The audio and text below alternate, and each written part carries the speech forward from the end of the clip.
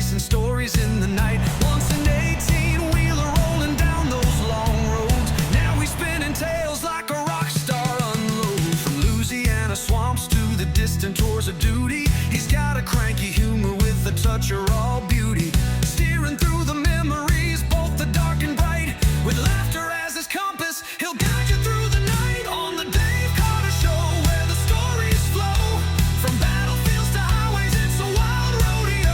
With a heart full of courage and a grin on his face, he'll take you on a journey through time and space.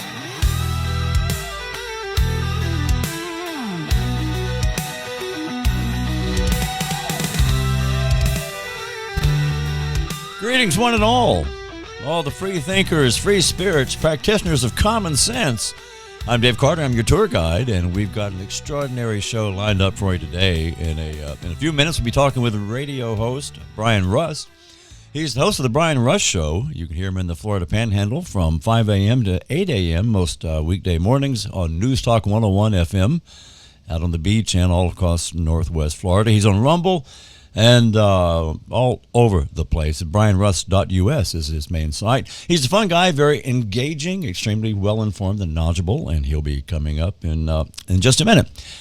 I was reading some few things from Mark Steyn. I read several of his books years ago. He was the substitute host for Rush Limbaugh for many years. He's British, but he came over to the U.S. and then lived here and in Canada, and I think he may be back in Great Britain at this point. But he's got a provocative mind and a very wonderful way with words and a very distinctive way of distilling complex subjects to their basic components and cutting to the core of an issue very quickly and succinctly and decisively. For example, this particular quote was from something he wrote about 20 years ago, and it's always captivated me. The measure of a civilized society, he says, is how easily one can insulate oneself from its worst pathologies.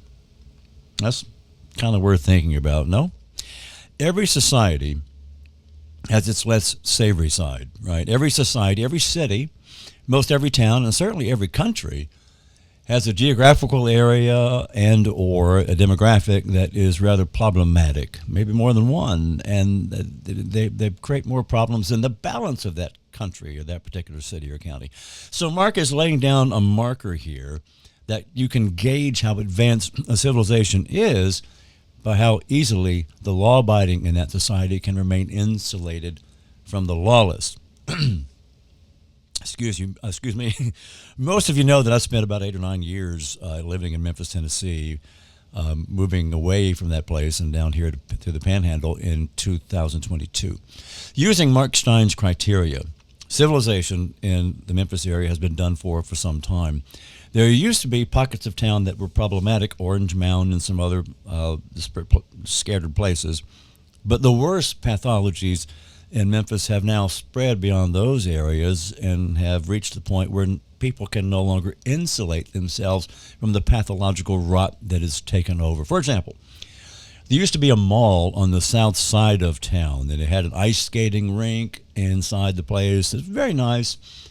Families went there constantly. The neighborhood surrounding the mall was great, so the parents could drop their kids off and come back later on and get them. They could stay in the mall. They could walk around outside in the neighborhood and pick up some treats at different food places or food stands, that kind of thing. It was a safe and pleasant place. But now they closed that mall. They leveled it to the ground. It's just a dirt lot. And the neighborhood where that mall was is a war zone, as is just about the whole of that town. Downtown in Memphis, the beautiful Orpheum Theater, the Peabody Hotel, which is luxurious beyond measure. Heads of state, celebrities have stayed there. Once you get inside the place, it is amazing, but getting to and from can be dicey. Your favorite restaurant that you ate in last night, you may read in the paper that after you left, it was robbed. It's not unusual. There are no safe spaces. It is spread all over the place. Now, those that can and want to are leaving. They are doing so now. When I left, my first thought was to head back to Louisiana, where I'm from. I get my Cajun on shot. But Baton Rouge, where I grew up, That town is having a lot of trouble. My hometown, where I was born, is having some problems. It is trending in the same direction as Memphis. It struck me as ludicrous to escape the fire and jump into the frying pan. So the Florida Panhandle is one of the last holdouts in the country, to be honest, in terms of public safety and general civility. I was concealed carrying almost every day in Memphis, certainly at the store that I worked at. You had to, because we got hit so many times. We all wanted to go home at the end of the day, so most of us concealed. I don't have to do that here in Panama City. Still, each spring break gets a little more dangerous, a little more dicey, as various goodwill ambassadors from Atlanta, Birmingham, similar places, come down to the beach and remind us just how fortunate we are to be nowhere near them the rest of the year. So you say, fine, Dave, thanks for the whirlwind demographic tour, so what? All right, let me put it this way. If we can see with our own eyes what happens when communities can no longer insulate themselves from the worst pathologies, can we extrapolate that to whole countries? I think we can. I really do. When a country's leadership turns a blind eye to widespread rioting and looting, and as this country did for 4 years, while giving a pass to those who were doing the rioting and the looting and assaulting police officers and blocking traffic and intimidating motorists, our civilization not only stopped advancing, it began retreating. You can't insulate yourself from pathological rot if it's blocking your car and kicking in your windshield. But our national leadership, the legacy media, academia, they didn't care. You see, they not only made us vulnerable to our country's most worst pathologies, they imported to the American heartland the worst pathologies from countries throughout the third world and celebrated it. And when we said, hey, this is insane, it's criminal, it's outrageous, they first told us not to believe the things we could see with our own eyes. They said the border was secure, even as we could watch wave after human wave coming across illegally. And when that didn't work, they called us racist and xenophobic for wanting the madness to reverse, or to be reversed. So we basically had a situation in which the elected leadership of the federal government, along with various sanctuary cities and states, actually turned their responsibilities upside down. The first priority of government is to keep its citizens alive and free. That's easy.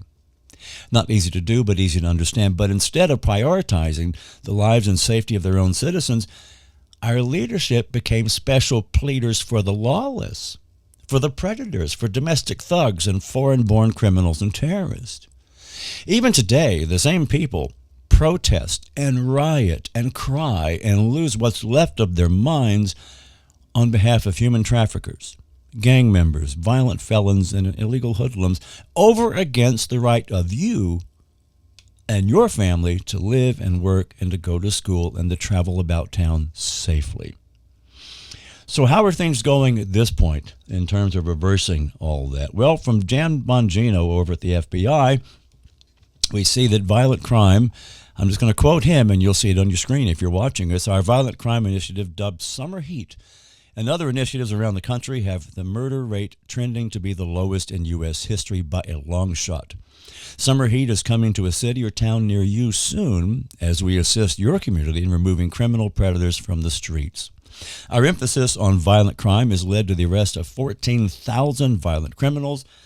This is a 62% increase from the same period last year.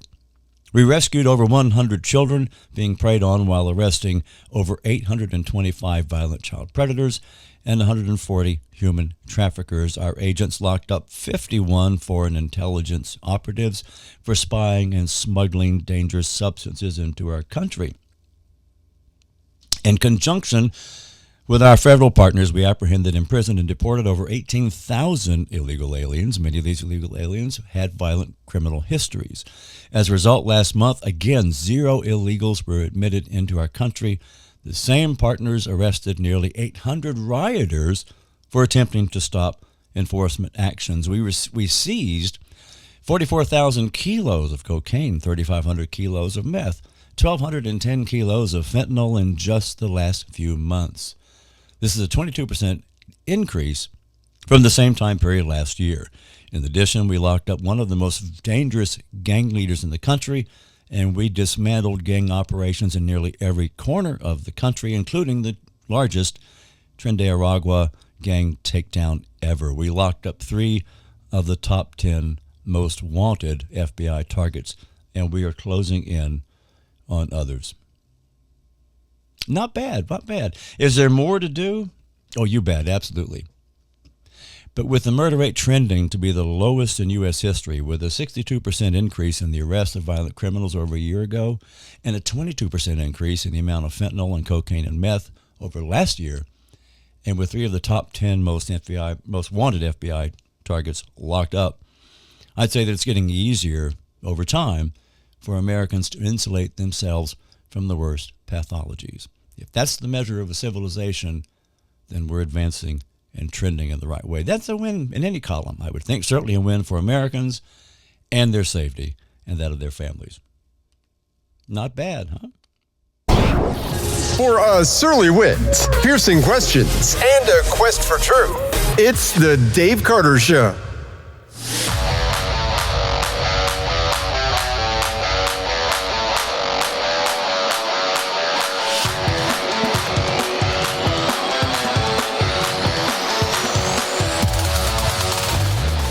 Y'all are missing a real show right now. I got Brian on the other screen, and he's over there doing the hoochie coochie or something, dancing for dollars. I don't know what the hell it is, but it's entertaining at least. It's been a little while since we had since we've had Brian Russ on the show, and his show is growing exponentially across the Florida Panhandle, across the country, and other countries as well. He's the host of the Brian Russ Show on News Talk 101 FM here in Panama City Beach. He's also online at brianruss.us. He's also on Rumble at The Brian Russ Show. Dude's got his own coffee. And it's called Knock It Off, which is just fantastic. So where'd you get this coffee? How'd that happen? I drank coffee a lot, so therefore I had to have coffee. I like. Now, where did the knock it off phrase? I know from the time I met you, I've heard God, you did we use lose that you? phrase. Where'd that come from? Childhood, I think. It's one of those things where, you kind of was raised with that knock it off. Don't be stupid.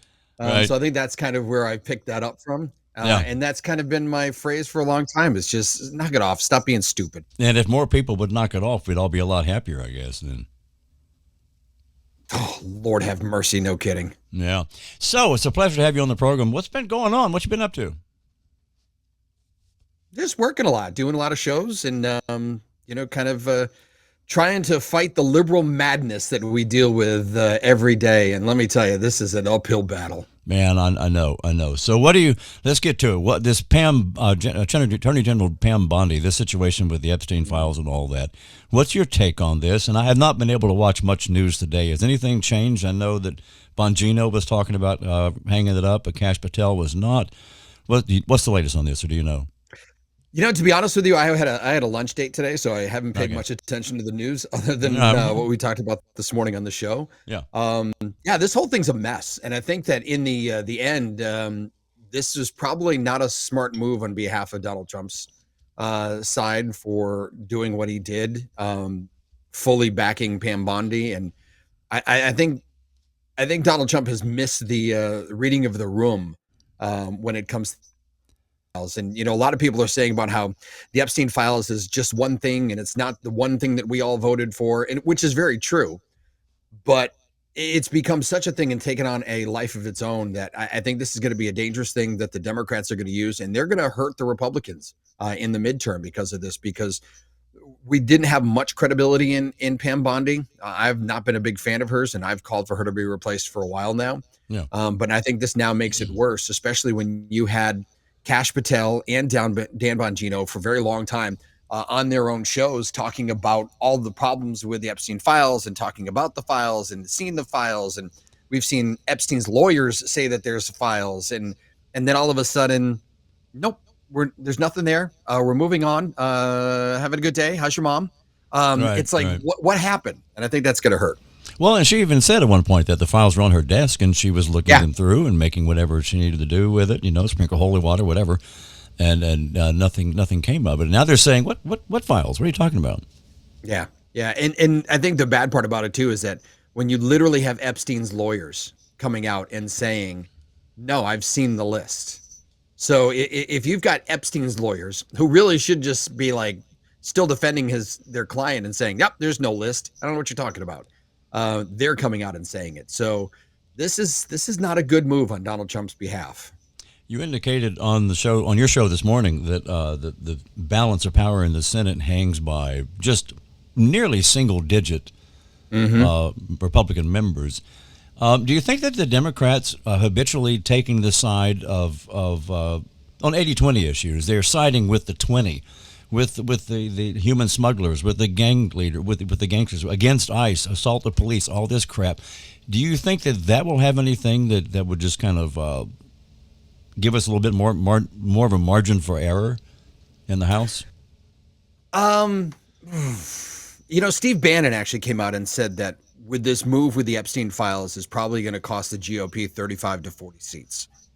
I don't agree that it's going to be 35 to 40 seats. You only need 10, and you'd completely change the balance of power. And I don't know if all this stuff is going to hurt the Democrats when it comes to the 20 issue, and I don't even think it's a full 20. I think it's about 10 out of that 80-20. Yeah. And I don't think it's going to hurt them that much because they're able to put such a spin on things. I mean, the Democrats are just notorious for their ability to spin the propaganda, and it's the humanitarian and it's how you feel, and oh my God, it feels so good to take care of these people because they're so hurting, and oh my God, it's so bad. So I don't think it's going to really hurt them as much. And the reality is that the Democrats know how to focus. And if they know that they're going to be solid in certain areas, they're going to look in other areas where they're not so solid with the Republicans and they've got a chance at flipping a few seats. Yeah. They'll be focused. Republican Party, not so sure on that one. Yeah, we did have a few independents and even some Democrats that voted Republican this time. And largely, I think, for the immigration issues, but still, Yeah. Well, look, as a Republican, you cannot win the presidency by simply the Republican vote. You just can't do it. Right. You have to take Democrat votes. You have to take independent votes. And those are the ones that, are very easily swayed back over. And if the Republicans can't give the credibility to all their promises, then they'll lose some. And it doesn't take much. I mean, just a couple of districts and you're going to flip the power of the House. And you know what that means? That's going to be an impeachment every week. Right. Yeah. Do you have any sense, just don't know if it's empirical or not, just in your bones or something, but any sense as to how Trump's going to play this eventually? Because he's got to, at some point, say, gosh, the people really wanted this and we did promise it. Yeah, I don't know. I was kind of taken aback by the fact that he came out in full support of Pam Bondi. And I don't know if you read the message that he posted on, thank you for your attention to this matter. Right. It just seems like he's completely missed the room. It was as if, he looked around and went, any of my advisors here? Nope. All right, let me go ahead and post this. That he just went wild with that. And I really think it's going to bite him in the ass in the end. Yeah. And I think probably the best way to handle it is to maybe come out and be like, well, all right, maybe we should just at least look into it to see what happened to the evidence, because we all knew the evidence was there, but it's not. And that might save him a little bit, especially if they get some sort of results to find out that agents were destroying evidence or whatever. Yeah. But it's going to be an uphill battle for him to get out of this. Yeah, I think so. Dig a little bit deeper, see what you can find, and go from there. And he's got no time. I mean, in the next 6 months, if he doesn't straighten things out and get us all on the track, kiss the House goodbye. Because they're already campaigning for the House, and the Republicans will wait last minute. And once you get that propaganda and one's perception of reality into their head, especially low information, low IQ voters like Democrats, Right. There's no getting them back. What do you make of the ongoing jihad, I call it, being waged against the administration by these federal district judges? I mean, even the Supreme Court seems to be having a tough time actually reining in these people in their magical black robes. They're still issuing edicts that they should not be issuing, according to what the Supreme Court's already said. Yeah, it's a mess. I mean, this is the continued lawfare that we get from the Democrats because they have no popular ideas. They've got no good ideas. They don't know how to govern except for through fear in courts. So that's all that they've got. And they're going to keep pushing. And quite honestly, what I would love to see Donald Trump do is just look at him and say, hey, district judge, the Supreme Court said this, kiss my butt, and just do whatever he needs to do. It's tempting. It's tempting. I Yeah. wish, speaking of the House, while they still have the House, they could rein in these district judges themselves by limiting the scope of the parameters of what they can rule on. Yeah, I mean, it's already limited. I mean, if you Yeah. really look at what a district judge is supposed to do, he's supposed to rule on things that affect the district. Right. There's not supposed to be any sort of nationwide power given to a district judge, and this is run wild. And this has run wild for a long time. This is not something that's a new thing. But yeah, I don't see the Republicans in the House either looking to rein it in, because this is something they should have done right out of the gate. I mean, we all knew that they were going to use lawfare and they were going to continue to do it. It's what they do. So Yeah. I don't know. Don't have a lot of great feelings there. I think that the best way out of it is for Donald Trump to just flip them off and say, no, this is what we're doing. You don't have the power to stop me. Yeah, it's kind of like Lenin saying, or Stalin in World War II asking how many divisions the Pope has, and he did what he wanted to do anyway. So yeah. Yeah. Okay, so it's been a year, right at a year, since the relentless drumbeat characterizing Donald Trump as Hitler and the incarnation of Satan, and it resulted in an assassination attempt, of course, in which he was actually shot, and the bullet came within millimeters of blowing his brains out on live TV. Now we have people literally trying to kill federal law enforcement officers who are doing their job. I know that President Trump has authorized these officers to do whatever they need to do to ensure their own safety. But they keep ratcheting this thing up. I keep asking you for your sense of how things play out, because I'm curious. Does this? I think this gets worse before it gets better. Do you? Oh yeah. It's going to get worse. There's going to be. And I hate to add the violence in this, but it's probably going to take a few of them being popped off. Like I said it on the show this morning, that it's only going to go so far with an agent having a rock thrown through the window, and it's going to hit him, or it's going to hit a partner, and he's going to slam on the brakes and pop out of the car and empty a magazine into somebody. It's a matter of time before that happens, and rightfully so. I mean, FAFO, you want to play games, there's going to be some consequences for the games. I wouldn't be the least bit surprised if you don't see him start to run people over as well. I think that the law enforcement at this point in time has exercised amazing amount of restraint. Oh, good heavens!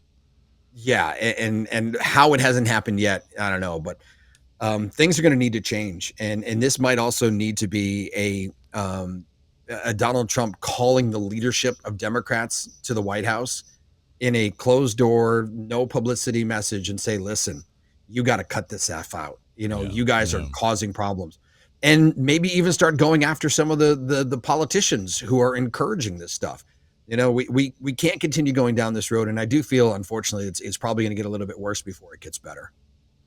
I remember during the Biden administration, and you saw clips of scenes in New York and in L.A. to an extent as well, where it was reaching the point where the cops had actually put the car in reverse and back away from the people that were attacking them, which emboldens the attackers. So now we're saying you can't do that anymore, but they haven't completely got the memo. And I think I'm with you. I think it's going to end up getting worse before they finally go, oh, God, they really do mean business. We can't do this anymore. Yep. I think it's probably going to take that one officer who's just going to snap. And like I said, I'm surprised it hasn't happened. But once that one officer snaps, I think we'll see the turnaround. Unfortunately, I think it'll be a lot worse when it does happen, because these out of control rioters, the professional rioters, and the people that are just low information, they don't understand what's going on. And, you see these idiots get in front of a car. It's like, what do you think your measly little body, even if it is twice the size of normal people's bodies, really going to do for this car? I mean, we saw the fat girl get run over in New York or LA not too long ago. It didn't phase that car one bit. Well, in 2020, the Summer of Love, the company I used to drive for, the trucking company, they they put the word out to their drivers: do not stop.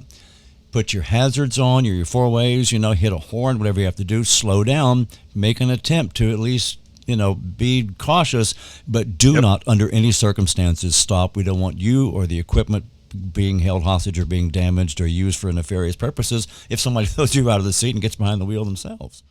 2 words, Rodney King. Right. Yeah, exactly. Yeah. But I don't know if you noticed this though here in the state of Florida, because we have that law of you don't want to go in front. The protesters down at Alligator Alcatraz, they were all on the sidewalk. Oh yeah, they didn't leave the sidewalk. I didn't see that. At least the protesters in Florida realized, oh man, they're serious about this stuff. They're going to run me over. So they stayed on the sidewalk. There's no reason why a family or a group of families should be held hostage to a group of malcontents on the highway. They're impeding traffic. They're holding people against their will. I thought that was illegal. If you feel that your life and your family's welfare is threatened, then you do what you have to do. I don't see a problem with that. Yep, don't see a problem with it either. Run them over. Well, in Florida, there's no problem with it, which is good. It'll wash off. I did kill Bambi one time with the truck. So yeah, I understand. Yeah. Okay, so we got 6 Secret Service agents suspended so far for a little while after what happened in Butler. We're talking about professional incompetence and bureaucratic indifference, which to me goes way much further up the chain of command. Do you think more action is warranted here than what's happened so far? Yeah, there's probably a lot of internal policies and ideology that I think probably needs to change, and I think that's one of the things that they're working on. The guy who's now the director of the Secret Service, the guy that was in the famous photo, he understands it. He's old school, kind of like Dan Bongino, and I think that they are kind of rooting a lot of it out, but it's a matter of taking time, because look, the deep state, they're in a situation where they have created so much power for themselves, and it's entrenched everywhere. I was just reading that even the CIA still has issues with the entrenched deep state people. So it's going to take some time, starting to get rid of people. I think suspensions are a start, but you gotta route it out and find out who's in there and relook at training. I know Dan Bongino's talked about this back when he was doing the show, that it's about some of the training. And you got to get away from that woke ideology. You got to get back to the mission that is at hand, and stop playing these games. And I think once you start doing that, start strengthening that all up, get rid of the people that don't want to play like we're telling you to play. And I think things will change. I think that's kind of what's happening already in DOD. Yeah, it is. Yeah. I mean, that happened quick. Yeah. I mean, it's amazing when guys, we're here to fight wars. Fast. We're here to fight wars and win them. If you're not into that, go do something. Go do this other stuff someplace else. Yep, exactly. I had a few days ago comedian David Diebel on the show, and he's funny, a little weird, but he's funny. And we were talking about Zohran Mamdani, I think. Yeah, Zohran Mamdani. And Diebel, I want to play this clip for you real quick. He had a funny observation about that situation. Let me play this. All right. From Los Angeles, I did live in I cannot wait there we go. until the President of the United States starts saying this guy's name. His name, I can't do Trump. But everybody can do Trump a little bit, right? Mad money. That's going to be awesome. I mean, that's going to be fun. And he's going to do the whole accordion thing while he's talking. He's going to do it. Look, up in New York City, it's a beautiful city. It's a lovely city. I was raised in New York. This Zohran Mamdani daddy, he's going to destroy New York City. It's going to be bad. Yeah, Diebel was calling him Bad Mommy. Yeah, I like bad mommy. Yeah, this guy is to the right there. On the political spectrum. He's to the left of Lenin, right? So I mean, do you think does he actually have a shot up there? Are they that nuts? Yeah, I think he actually does, and mostly because the Republican Party is screwing it up. That's the real reason. The Democrats. I think what they ended up doing, based upon some of the stuff that I looked at and the reaction to some of the big time Democrats now. They looked at his polling information, like 1%, and you know how polling is done. It's all done based upon super voters. Yeah. And they looked at that 1%, same thing that they did with Donald Trump. When his first election came about, they looked at it and they're like, Hillary Clinton's crushing him in the numbers. And she was. By all means, Hillary Clinton should have become president. But what they didn't take into consideration was the blue collar middle America workers who said, I've had it with this crap. I'm going to get out and vote. People that were never polled because they never get out and vote. Now you've got people in New York, especially all these younger people that said, yeah, I'm going to get out and vote, have never voted before, so they weren't polled. Yeah. So that came out of nowhere. They thought for sure that it would have been either Cuomo or Eric Adams would have held in there. And now the Democrats are scrambling going, oh God, what do we do? And they can't even turn around and look and go, well, what about the Republican candidate? Because they look over at him and go, crap, this guy's crazy too. So the Republicans, again, missed the boat. And, this is what I've talked to the RNC about so many times, that you got to get into New York and start winning there. You got to attack. I mean, even if you're not going to win, get in there and make an effort. And their response is always, well, we've got an office where you can come and get some literature. It's like, oh, shut up. The Republicans are just as part of this. On the show, I actually said that to them, that this is what you need to do. And they're like, no, well, we have an office that they can come to. And sure enough, like 2 weeks later, Donald Trump started doing the bodega stuff. And it was huge. And I actually called my contact at the RNC and I said, you see that crap Donald Trump just did? That's what you need to be doing. And otherwise, you're going to lose. It's like the RNC, at least in New York and perhaps in California, is like the Washington Generals when they would play the Harlem Globetrotters. They were just there they were the piñata, right? They were the piñata. And they knew it. So that was the role that they played. Yeah. Yeah. And it's sad because when you look at what happened in the election in both California and New York with the lean to the right that happened in both of those states, that should have set off alarm bells for the RNC. Like, holy cow, look at what we can do. Let's put a little more effort into it. Because like here in the Panhandle is an area that the RNC doesn't even need to acknowledge exists, and they're still going to win it. And they don't put any effort into the areas where they could get inroads. They may not win. You might not win in New York City right now, but if you start getting in there and you start telling the tales of what it is that your party is doing that's screwing up your life and bring attention to these matters, they're just never going to win. And that's what the Democrats are good at. I mean, it's the death by 1,000 slices with a propaganda message from them because they just say it over and over and over and over. Look, Donald Trump, he's Hitler. And now they throw the temper tantrum about there's incinerators that are being put in at the Alcatraz. Oh my God, he's got incinerators, Dave. Dave, do you understand this, Dave? It's incinerators. Yeah, stupid for the trash. Yeah, right. It's and P.T. Barnum was right. There's a sucker born every minute, and people are going to believe this mess. Yep. Speaking of 1,000 cuts, one of those cuts, have you seen these videos of people packing their office stuff and when they're being laid off or fired or downsized from the State Department? Yeah. The president has reduced the staff by, 1,350 in that neighborhood? Something like that, yeah. Yeah. The State Department, I get this, in 2007, the State Department went from 57,340 up to 72,895 in 2015. So that's an increase of about 23,000 people from 2007 to 2024. And 1,300 people leaving is suddenly a national outcry. Where were they whenever 11,000 people lost their jobs on the first day that Biden was in office and he canceled the Keystone Pipeline? Doesn't matter. No. Yeah. That's a Republican thing. Doesn't matter. It's all whatever. It's performative. Those dirty Republicans. It's performative. Yeah, it is. It's just like a mental illness to me, really. It really is. I mean, I never used to buy into the whole liberalism is a mental health disorder until recently. Now I'm like, oh yeah, there's something wrong with your brain when you're thinking the way that you're thinking. Well, too many of them lead with their emotions. And they check their brain at the door. They lead with their emotions, and it decides everything. Mm-hmm. It's all about how people feel. Last question, and this is kind of broad, so bear with me. And I discussed this in the opening monologue. But I was reading a book from Mark Steyn yesterday, many years ago. He wrote it, but this is a quote that really hit with me. He says, "The measure of a civilized society is how easily one can insulate oneself from its worst pathologies." Mm-hmm. Okay, I remember that. I think this applies to towns and cities. Memphis, Tennessee, where I used to live. Oh, good heavens! You could insulate yourself very easily before. You had the Orpheum Theater; the arts were thriving. Beale Street. I mean, it was amazing. And now the entire town is the bad part of town. It has spread. That worst societal pathology has overrun the place. I'm just wondering, this also applies to America, it applies internationally, when the worst social pathologies in the third world were brought into this country.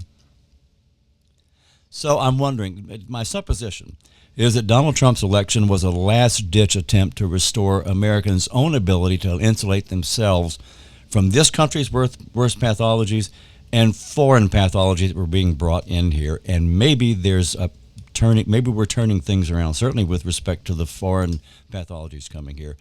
Do you see this continuing to succeed, or am I just completely off the reservation here? Which would not be the first time, actually. All right. No, I think that you may be onto something there. America's always been a nation of immigrants, and we've always welcomed, different cultures, and it's never really truly been a problem until we started seeing bad elements. You go all the way back to the Ellis Island days. People weren't just like, oh, you're here. All right, well, go ahead. Instead they were questioned. They were checked. If you didn't have a job skill and you weren't going to be able to be part of the workforce, or you had diseases, or you're just worthless, you were turned around and sent home. Now we're like, just like Donald Trump said, they're sending the worst. They're sending the criminals, the mentally ill, and everything else. They're not sending the brightest ones in here. So that is creating an interesting culture, because now you have, rather than people coming in going, oh, Memphis, Tennessee, I want to go there for the country music and Beale Street and the great barbecue, and I'm going to come in and I'm going to do my thing, and on Saturday nights I'm going to stick to my culture, but the rest of the time I'm going to be Nashville. Yeah. Now it's one of those, they come in and they're like, hey, Nashville, stick it up. And they shoot the place up and they change everything else, and you have to adapt to me and give me, and it's no longer that way. So yeah, if we don't change that around a little bit and kick the people out of the country that don't want to be part of the country, there's going to be a problem. And I don't think we'll be the same country if we don't turn it around. And I think that's what Donald Trump's trying to do. Yeah, and I hope he succeeds. I hope that we can get this Epstein thing taken care of so he can succeed, because as you said, he's got a limited window of time to get all this stuff done, Yeah.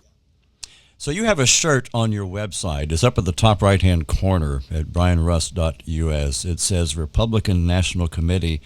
Well, it's got the elephant, right? And it says RNC. Yeah, then it says, instead of Republican National Committee, it says really no cojones. Spot on. I'm getting the shirt. Yeah, Oh my God. that's one of my favorites. That's fantastic. Okay, folks, Brian Rust is the guest. His show is the Brian Rust Show on News Talk 101 FM in the Panama City area, Florida Panhandle. He is on brianrust.us, and he's airing from 5 till 8 a.m. Monday through Friday. Is that correct? Yep, Central Time. All right. This has been fun, bro. I appreciate it. I'm glad we got the technical difficulties Always is. all lined out here. This was kind of fun. Yeah, it always is fun. Swear with flair, creative cursing, and it finally worked. Hey, I haven't cussed that much during this interview, which I got to say, it's pretty damn impressive. Oh, bull.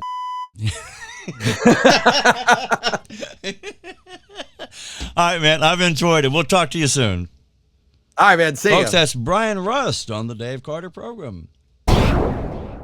You're listening to 85.3 FM, and you just heard my two favorite bands, Filter and The Refreshments. Shut up! The Dave Carter Show! All right, I want to read you something that I saw on Facebook yesterday. It's from a company called CNR Technologies. They are an IT support outfit serving the metropolitan Atlanta area. And you know what those people did? No, you don't, but I'll let you know. They reached out to my daughter, Christy, and her business called Primitively Polished to get some customized apparel for them and their employees. And they write, we're proud to debut custom campaign shirts designed to reflect the heart of what we do.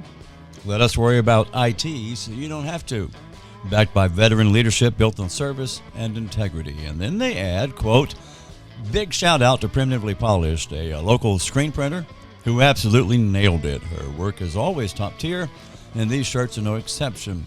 Highly recommend her if you're looking for quality, detail, and a fast turnaround. So you see, you don't have to take it from Christy's dad here, because I'm not entirely objective, obviously, but you can see the Primitively Polished logo for yourself right now on the screen. And my girl designed that. She did that thing herself, and it looks fantastic. If you can't see it, it is a butterfly, but the right half of the butterfly is actually a skull. And then the left half of the butterfly is the rest of the butterfly. It's pretty cool. go to primitivelypolished@gmail.com and see what she can design for you. Because she said she's bringing her muddy jeans to the party. We can be muddy and have manners. We can be bold and beautiful. We can be savage and sweet. We can be primitive and polished. And you can be primitively polished too, whether you want a custom run of shirts for a vacation, for a family reunion, a charity event, or simply you can't find the exact verbiage you're looking for, or you like to find someone that can actually spell the names right, you know. Maybe you want some matching shirts for your workers as a small business. Look, she's got you covered, all right? Go to Etsy, Facebook, Instagram, search for Primitively Polished, and that thing will pop up faster than Bill Clinton at intern orientation. So, email her at primitivelypolished@gmail.com or go to Facebook, Etsy, Instagram, and look up Primitively Polished, and you can find all this cool stuff that she does, and she'll do it for you too.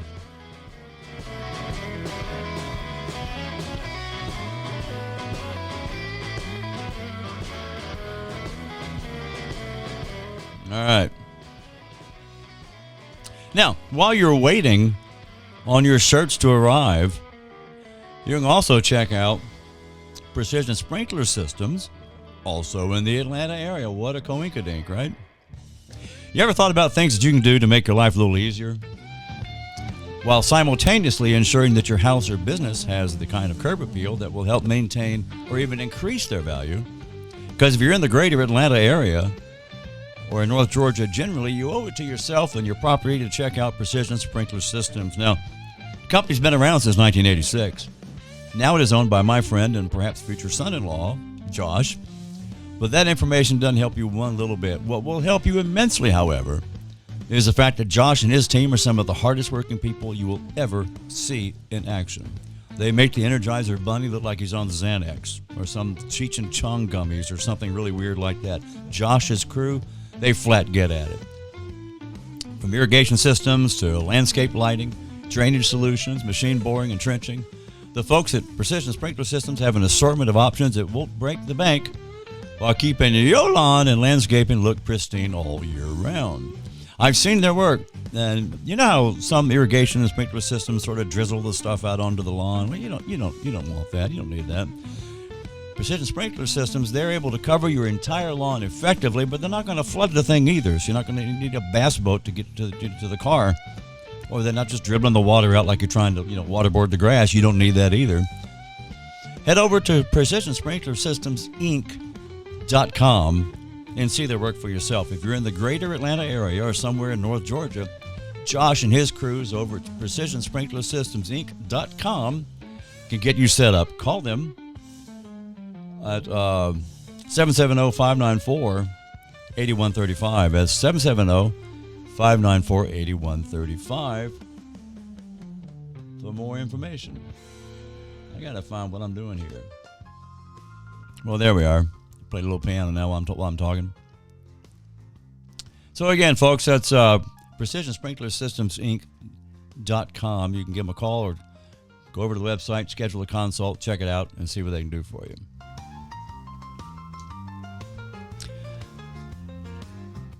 All right. Now, as Congressman Jerry Nadler's pants might say, we've covered a lot of territory today. And we got a few laughs in the process. Wasn't Brian Rust great?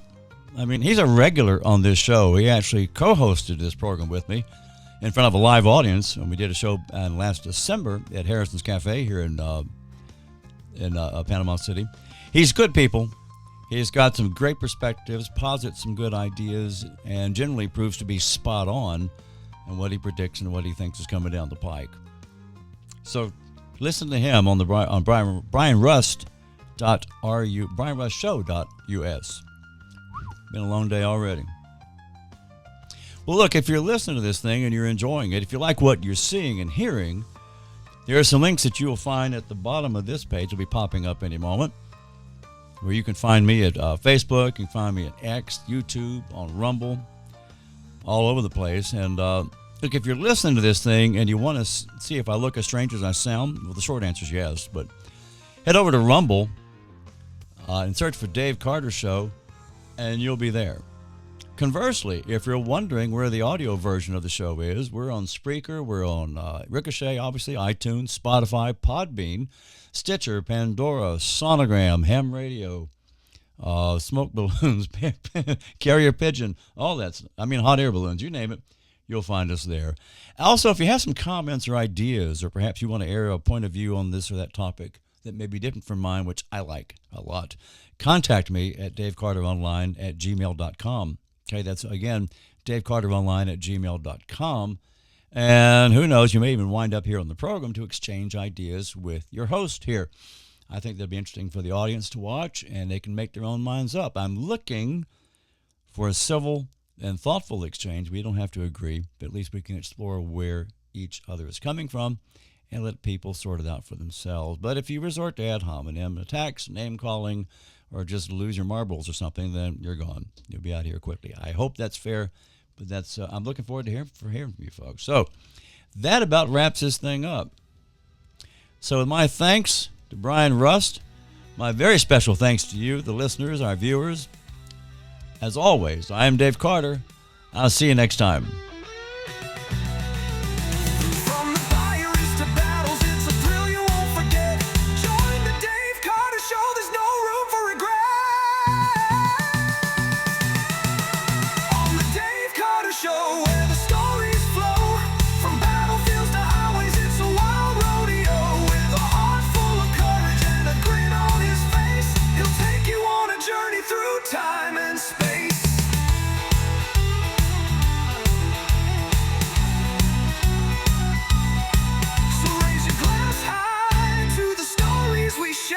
Today's roar of laughter, let's all take a dare. A military veteran, a driver brave and bold. The Dave Carter Show, a treasure trove of gold.